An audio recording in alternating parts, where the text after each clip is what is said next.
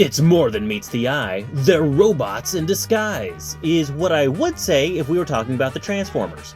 We're not. Transformers, and by extension Diaclone and Microchange, weren't the only converting robots on the block.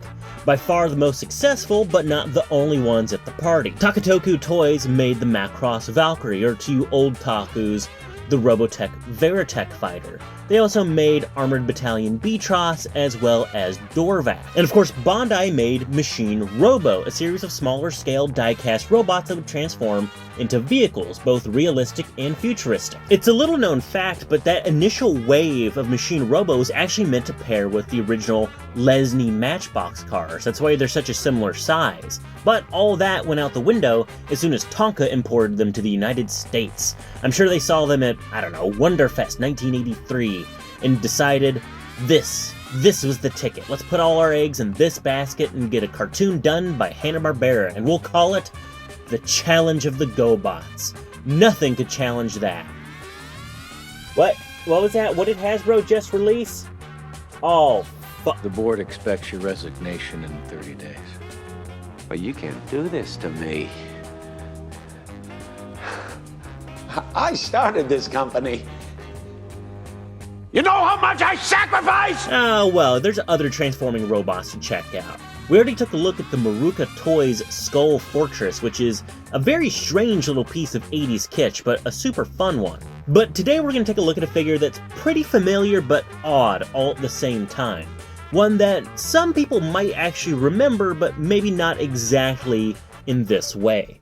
Released across the Pacific in Japanese markets all the way back in 1980, I don't know, something or other, this is Mark Toys' Robocar series, Town Ace. And if this friendly little vanette Robo looks familiar, that's because he was also released in the United States back in 1980 something or other as Select Convertors Van, part of the Minibot series, unrelated to those other Minibots. I'm being a little nebulous on the dates here because I think the original Mark release was early 80s, but the Select Converters was definitely aping off the success of Transformers. Starting off in robot mode because he's already there, he's a pretty chunky looking robot. Big blocky legs, little arms, and a really cool head sculpt. Oh my god, what's wrong with your face? Okay, I think it's cool, but admittedly the imagination's carrying that one. The sculpt work is really shallow and the paint's pretty sloppy, but if you look at the detail work that is there in conjunction with the sticker, he really looks like he's based off of a Gundam mecha, which I'm sure is completely unintentional, and Mark definitely wasn't using the iconography of Gundam to launch their silly little robot toy line. Now, if Town Ace were to walk into a bar full of Transformers, he'd be pretty out of place. He's bigger than your average Minibot, yet just as simple. He's smaller than your average car robot of the time, but has just as much die-cast but none of the engineering behind it. Even though he was imported in the Select Converters line to ride off the coattails and success of Transformers, I think his original Mark release was meant to pair with Machine Robo. Mark Toys Robocars have just about the same stature as Machine Robo. They're chunky, they're stocky, and just completely full of die-cast, which can really be appreciated in vehicle mode. Not unlike Diaclone Ironhide, Ace here turns into a deep black cherry vanette. But unlike Ironhide, there's something about the shellacky black paint used that really absorbs the light.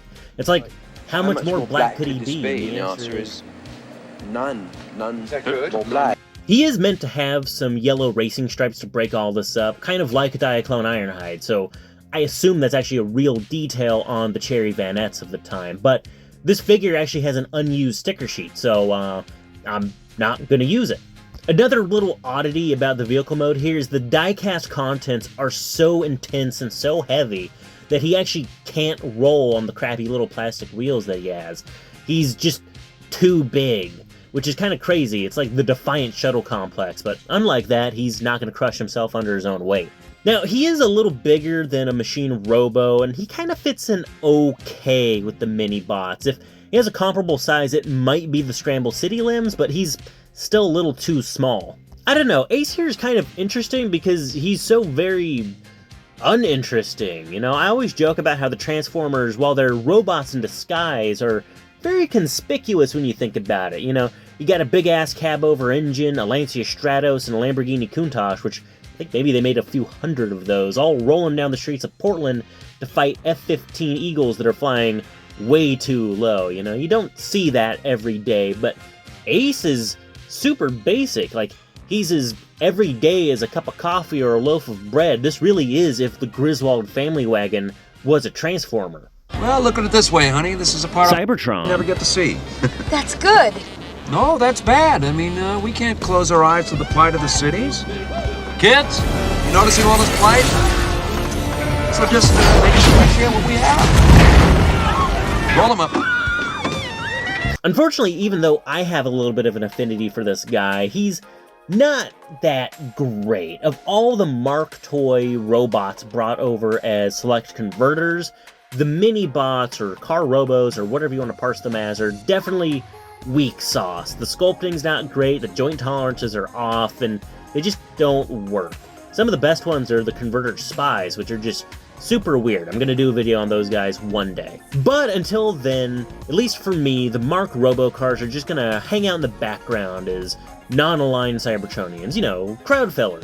Or they could even be support staff for the Gobots. I don't know, I don't tell you how to play with your toys.